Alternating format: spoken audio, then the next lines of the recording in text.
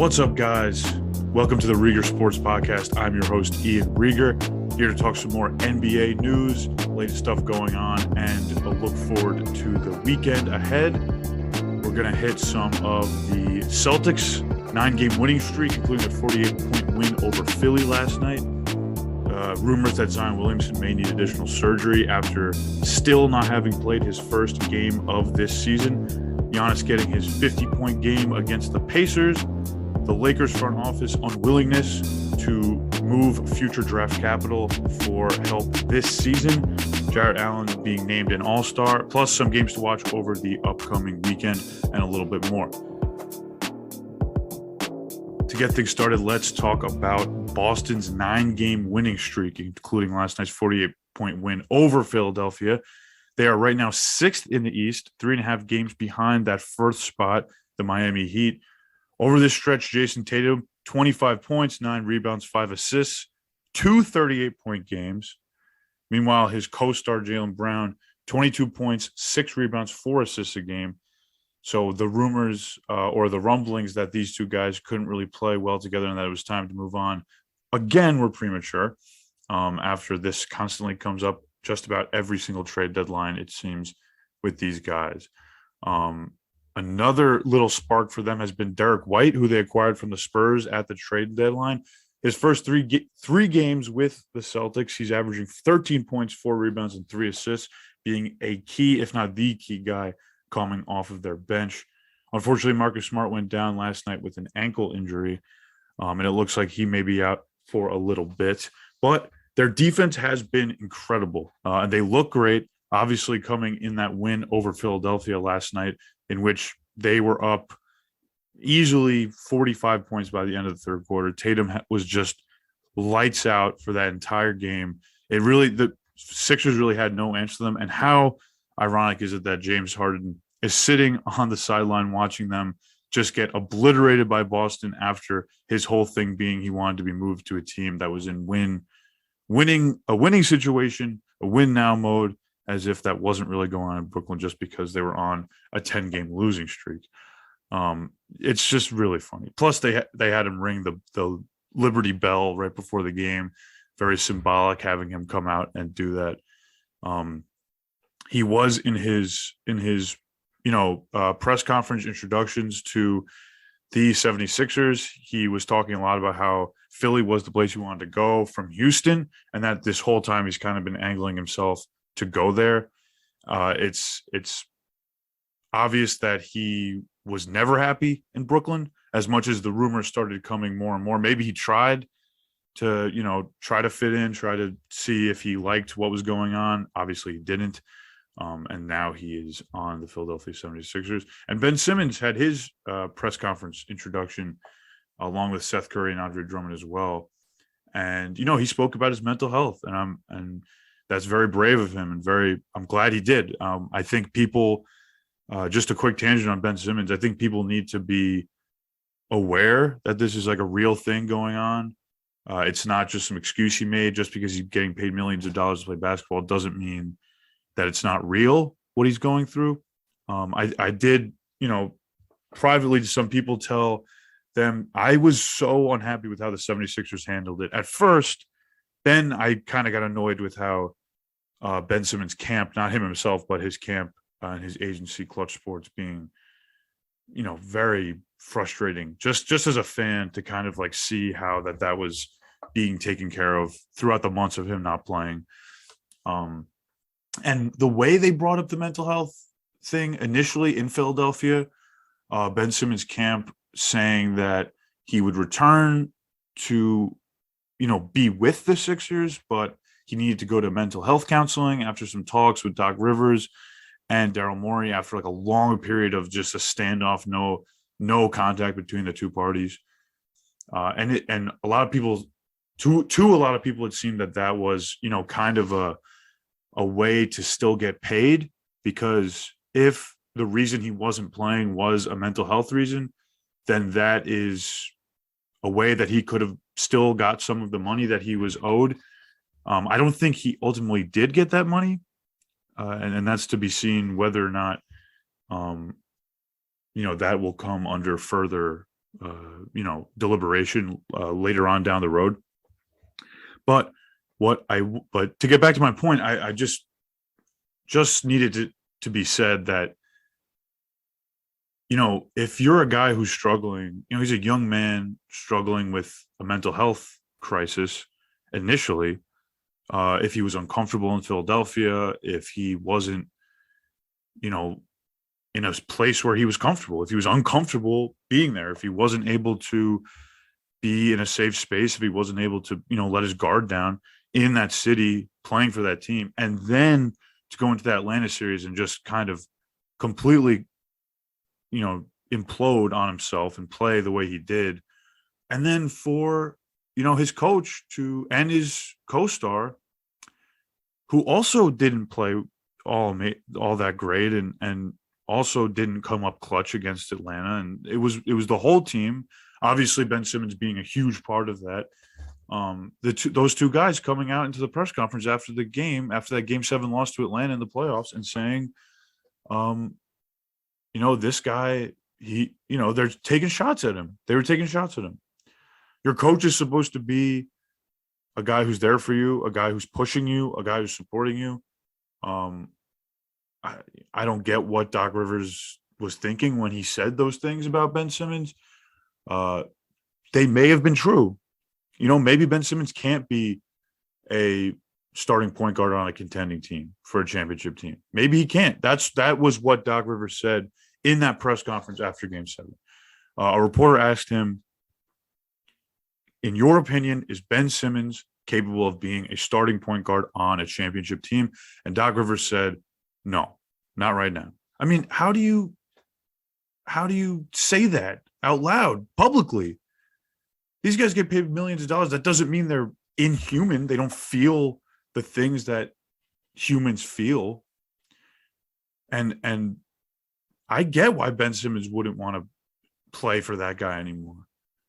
Now, Embiid, that's different. I kind of get, there's frustration there. He's your teammate. That's a little different. You're not in any type of authority role in Joel Embiid's case over Ben Simmons. But Doc Rivers, I just found that ridiculous. I don't understand why you would say that to a player. And then it leads to this situation. And I know I just went on a little tangent right off the bat about Ben Simmons when I was trying to talk about the Celtics. But I mean, I just think it's important that is noted and that we do talk about that and wish him the best in Brooklyn. I still don't think he's a clutch player. I'm not excusing him. I'm not excusing him, imploding and not being able to do that. That's part of being an NBA player, is being able to have that mentality. But that's a different story from a mental health crisis. And if he is going through a mental health crisis or was going through a mental health crisis, then we have to respect that. And then we have to let him breathe, and we have to let him handle that. So back to the Celtics, back to what I was talking. They have just been on a tear. Their win over Philly was really a statement like, we are here. We got our shit together. This is really happening. It was really tough for them to start the season. They were not looking good. I believe at one point they were 3 games under 500, a month ago. It had to have been a month ago. And since the new year, they have been looking much, much better. They've only lost 1 game since January 21st, so just under a month. 11 wins, 1 loss, including these 12 wins and 1 loss, including these 9 straight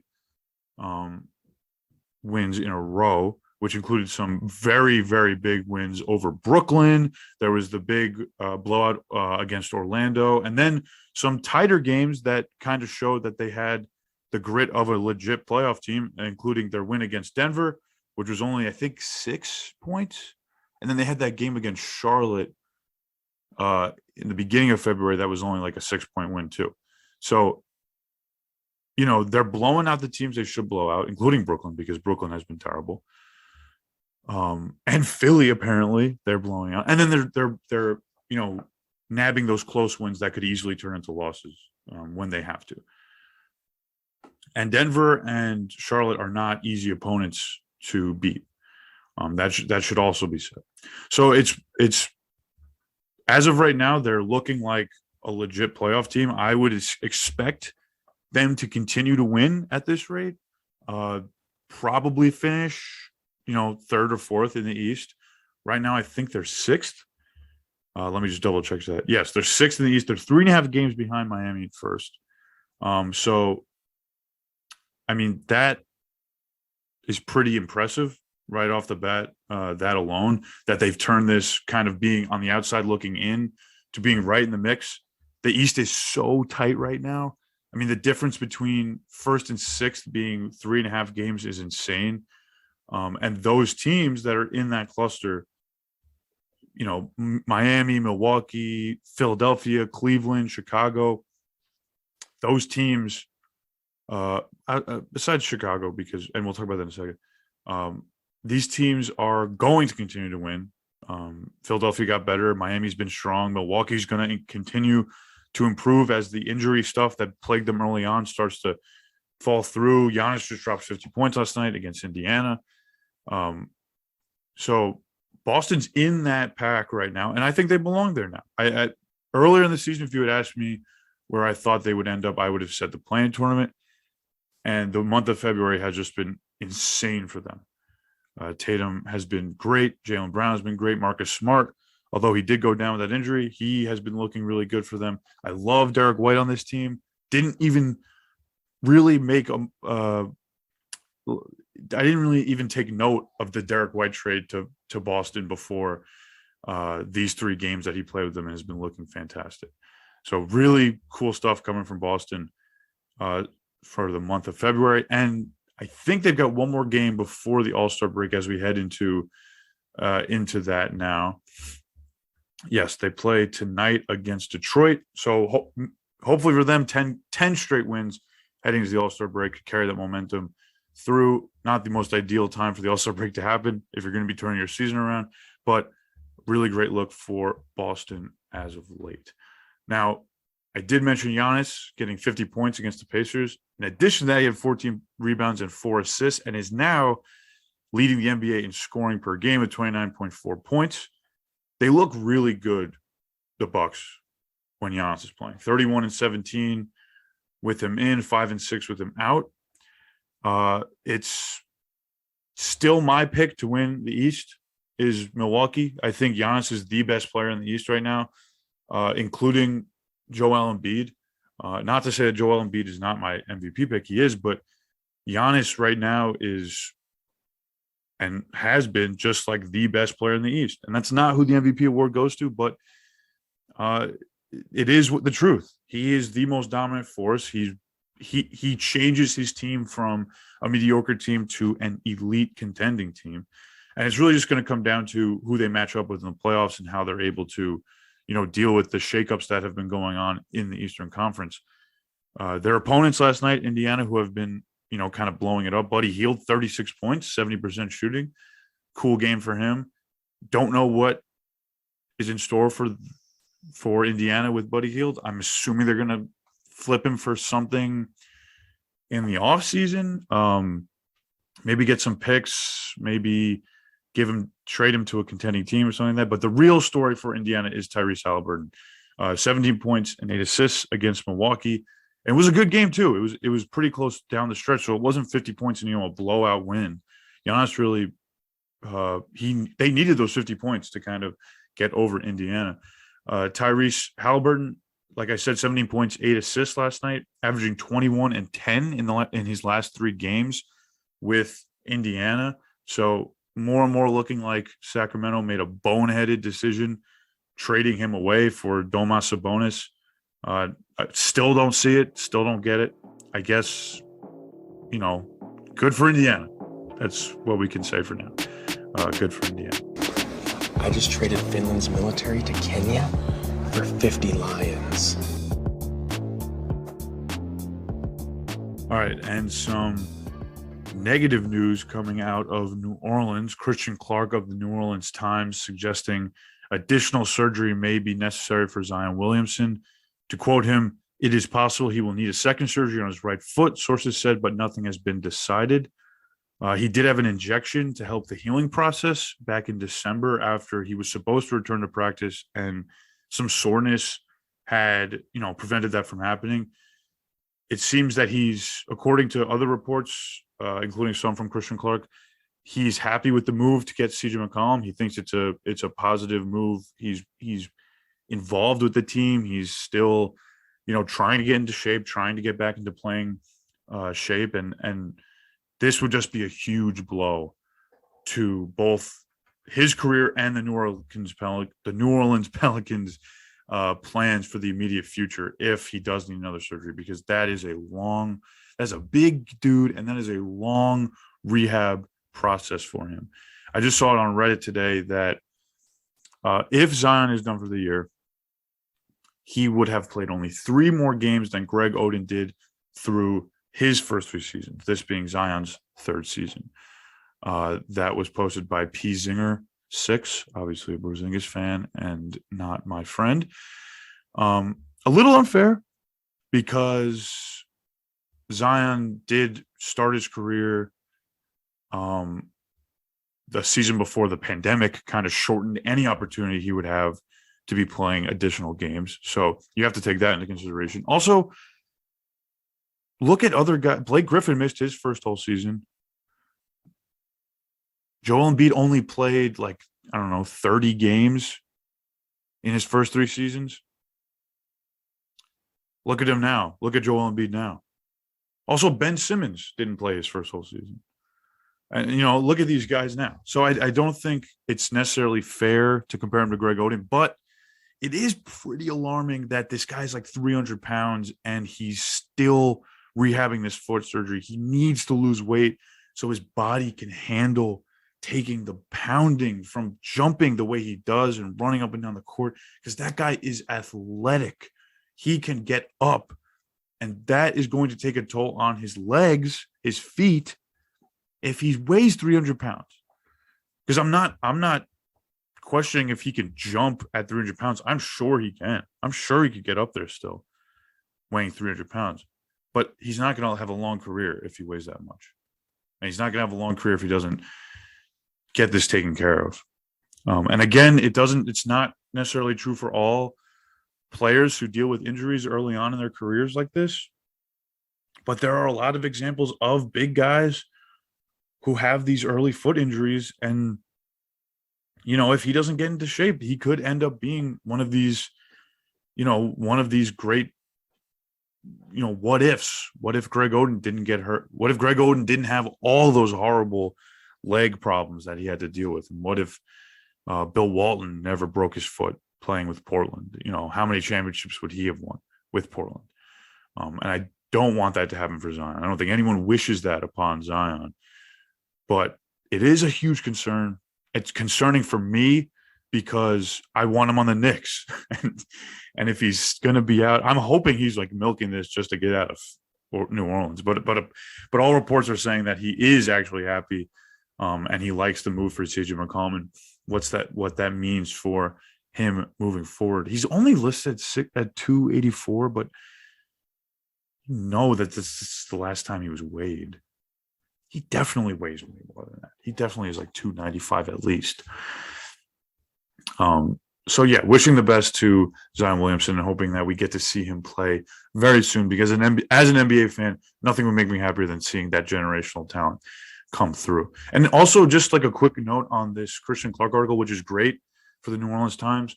Most of the article is about comparing, just because they played last night, just comparing how the first 2 picks of the 2019 draft have gone for New Orleans and Memphis, being John Morant at the 2nd pick right behind Zion Williamson, and how Memphis has just drafted so well around John Morant since they picked him, and New Orleans has kind of just been,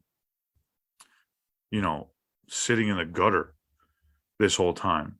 And I don't think no one's saying that John Morant has more potential than Zion Williamson. I think Zion Williamson has the most potential of any player we've seen in a very long time, maybe since LeBron. We just haven't seen it yet. And part of the problem is New Orleans not being able to, draft well, to build around what Zion Williamson would need. Having Steven Adams there didn't really make sense playing alongside Zion. I would much rather see Zion play with Jonas Valanciunas and Brandon Ingram and CJ McCollum and Devontae Graham. Now that if he were to get healthy, now that that's the roster around him. But as this article goes about, and I'll shoot out a link to it when I post the podcast, but it is just very clear that the Grizzlies, as of late, Brandon Clark, 21st pick, Dylan Brooks, 45th pick, Desmond Bane was the 30th pick, 18 points per game this season in his second year. That is really, really good draft scouting. That's really good potential scouting. That's really good fit scouting. Who's going to fit around Ja Morant?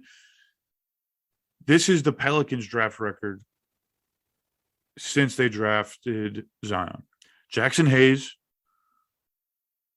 right after Zion at number 8. Nickeil Alexander-Walker, 17th pick, and Didi Luzoda at number 35.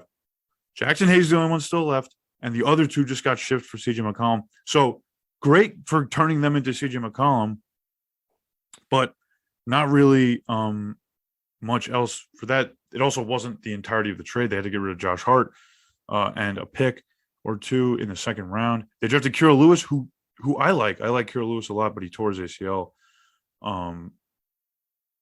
So and Herb Jones. Herb Jones has been cool. Good defender. So it is an interesting point that, New Orleans won that draft. They won that draft lottery, right? They get Zion. Everyone thought the Knicks, Knicks are going to get Zion with the first pick. If you only look at these 3 seasons, first of all, if you redraft as of right now, if you're a GM and you get to see 3 years in the future and you get to see up to today right now, and then you're shipped back to 2019 on draft night and you're the Pelicans and you get the number 1 pick, I don't think you take Zion. I think you take Ja Morant. I'm sure you take Ja Morant. I would take Ja Morant. And then does Memphis take Zion? Maybe. No, yeah, they do. And then RJ still goes to the Knicks. But it's pretty crazy. It's pretty crazy if you look back at it. And I hope the best for Zion. And Ja, I love the way he's been playing as of late. So it is an interesting comparison by Christian Clark of the New Orleans Times, putting that article out there. So definitely take a look at that if you have the time. Now, next topic I wanted to hit on was this kind of these rumors going around the Lakers since they stood pat at the trade deadline. Ramona Shelburne was on Brian Windhorse's pod the other day, and I'll just straight up give you the quote. She said, "My interpretation was that the Lakers organization from ownership on down basically decided, you guys got yourself into this. This is the bed you have made. LeBron, AD, Westbrook, Carmelo, all future Hall of Famers. This is your choice of roster and team. Go make it work. And we are not going to mortgage our future in terms of draft picks and in terms of taking on luxury tax." And this is coming after that there was a report from ESPN saying that LeBron and the other Lakers felt there was an urgency to make changes before the deadline, and they had communicated that to the front office. So this is completely different than like the LeBron situation we have been familiar with in years past. And I think this is probably a result. I mean, basically what Shelburne is saying is that, look, LeBron, look, AD, you guys wanted Westbrook. You wanted to work to give this a try. We can't keep paying in. We can't keep going to the luxury tax. We can't keep giving up on our future. We don't even know what 3-4 years down the line is going to look like. LeBron's 37. Anthony Davis is hurt all the time. Who knows what it's going to look like by the time they have a draft pick. 2027, I think, is the next time they have, or the next time they could trade a draft pick. I'm totally on the side of the Lakers front office for that. Um, I'm not giving up years down the line just to make the Westbrook problem go away for you. You wanted this to happen. Make it work. It's not this isn't kids picking teams at the schoolyard. This says there are very big consequences for giving players a lot of money and for trading away future assets. That includes the income of the team over the next decade. That includes the, the trade destinations of guys who sign long term on the Lakers. And then if LeBron and AD are gone or whatever, what happens to them? They could get dealt away. And they don't get to play for the team they want to play for. These role player guys who sign long term. And that's a consequence of having guys like LeBron, Anthony Davis, and Russell Westbrook. That's what it means to have those guys on your team. And if they wanted it to be that way, they have to make it work. That Westbrook contract is too big. It's too damn big to move for any reasonable deal. It's too damn big to complain about after you committed to it, after you made that trade to make it happen. After giving up role player pieces, after giving up Kyle Kuzma, after giving up KCP, who played great next to LeBron.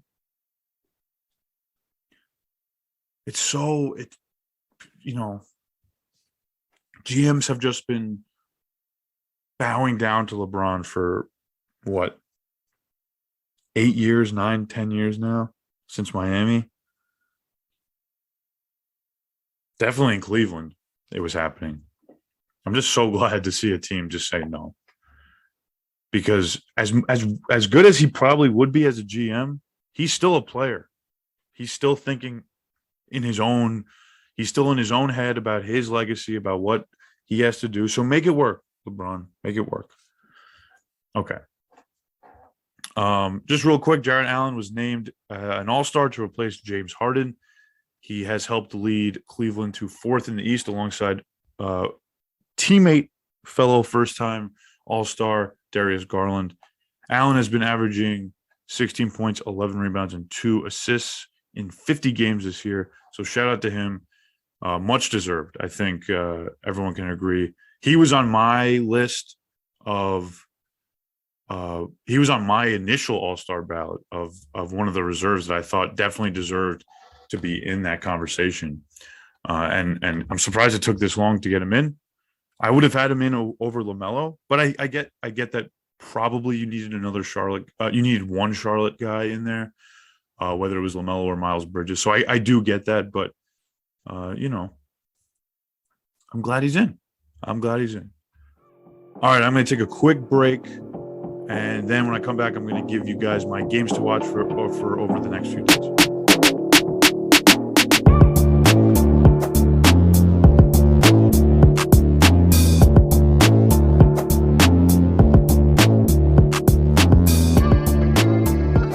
So I'm recording this. It is Wednesday afternoon, and I've got 2 games tonight that I think everyone should be looking out for. Toronto at Minnesota, and Nuggets at Warriors. Let's start with the Raptors Timberwolves game, because these 2 teams kind of occupy very similar spaces in their respective conferences. Teams that a lot of people, including myself, thought were on the outside looking in to start the season. Looking forward at the season, they were going to be teams that were playing for the play-in or were playing to get that 10th seed.